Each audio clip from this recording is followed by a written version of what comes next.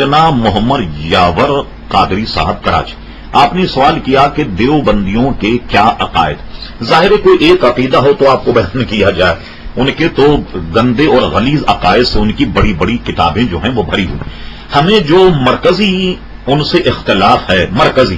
وہ چار باتوں سے ہے، اور وہ چار علماء خلیل احمد امبھیٹوی، رشید احمد گنگوہی، مولوی محمد قاسم نانوتوی اور مولوی اشرف علی تھانوی۔ ان چاروں کے مندرجات یہ ہیں جن کو میں بالترتیب بیان کرتا ہوں۔ مولوی اشرف علی تھانوی صاحب نے اپنی کتاب حفظ الایمان میں نبی کریم علیہ السلام کے علم غیب پر کلام کرتے ہوئے بے عینی یہ جملے انہوں نے اپنی کتاب میں لکھے۔ تھانوی صاحب لکھتے ہیں، پھر یہ کہ حضور کی ذات مقدسہ پر علم غیب کا حکم کیا جانا بقول زید صحیح ہو تو دریافت الامر، یہ اس غیب سے مراد کل علم غیب ہے یا بعض؟ اگر بعض علوم غیبیہ مراد ہیں تو اس میں حضور کی کیا تخصیص؟ ایسا علم غیب تو ہر پاگل، ہر مجنون، جملہ بھائم اور جناب جملہ مجنون کے لیے بھی حاصل، چاہیے کہ سب کو عالم الغیب کہا جائے۔ اس عبارت میں تھانوی صاحب نے بلا شبہ نبی کریم علیہ السلام کے علم غیب کو جانوروں، پاگلوں اور مجنون سے تعبیر کیا ہے، جو یقیناً نبی کریم علیہ السلام کی توہین کے زمرے میں آتا ہے۔ مولوی محمد قاسم نانوتوی صاحب نے اپنی کتاب تحذیر الناس میں ارشاد فرمایا کہ نبی کریم علیہ السلام کے بعد بھی اگر کوئی نبی تصور کیا جائے تو خاتمیت محمدیہ میں کچھ فرق نہیں آئے گا۔ مجھے بتائیے یہ کیسی لایانی بات ہے کہ حضور کے بعد بھی اگر نبی پیدا ہو جائے اور کوئی تصور کیا جائے تو خاتمیت محمدیہ میں فرق نہیں آئے گا؟ حالانکہ قرآن مجید فرقان حمید نص قطعی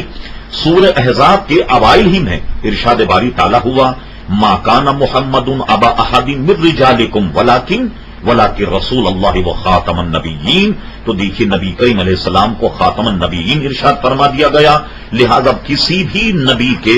آنے کا امکان جو ہے اس سرے سے نہیں رہا اور یہ مسئلہ منسوخ ہو گیا۔ ہمارے علماء اس میں اتنا تشدد کرتے کہ کوئی شخص اگر جھوٹی نبوت کا اعلان کرے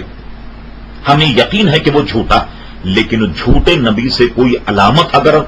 مان لے، کوئی علامت اگر مانگے اور جھوٹے نبی سے کہ تم معجزہ دکھاؤ، تو علامت دریافت کرنے والا، معجزہ طلب کرنے والا دائرے اسلام سے خارج ہو جائے گا کہ جب نبی کریم علیہ السلام ہمارے آخری نبی ہیں تو دوسرے سے دلیل کیوں طلب کی جا رہی ہے؟ دو باتیں۔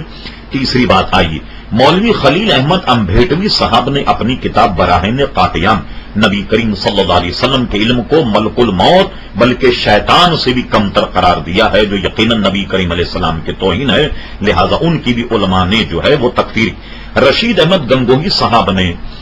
اپنی کتاب فتاوی رشیدیہ میں یہ تک ارشاد فرما دیا کہ اللہ تبارک و تعالیٰ چونکہ تمام اشیاء پر قادر ہے، واللہ علی کل شیء قدیر، تو ماننا پڑے گا کہ اللہ تبارک و تعالیٰ جھوٹ بولنے پر بھی قادر ہے۔ تو مجھے بتائیے جھوٹ جو ہے وہ عیب ہے، اور عیب اللہ تبارک و تعالیٰ کی ذات میں کیسے جمع ہو سکتا؟ لہذا ان کے ان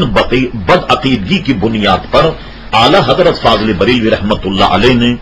فتاوی حسام الحرمین مرتب کی اور اس کے علماء حرمین پر ان کو پیش کیا، یعنی مدینہ منورہ، مکہ مکرمہ، مفتی حرم مدینہ منورہ، لگ بھگ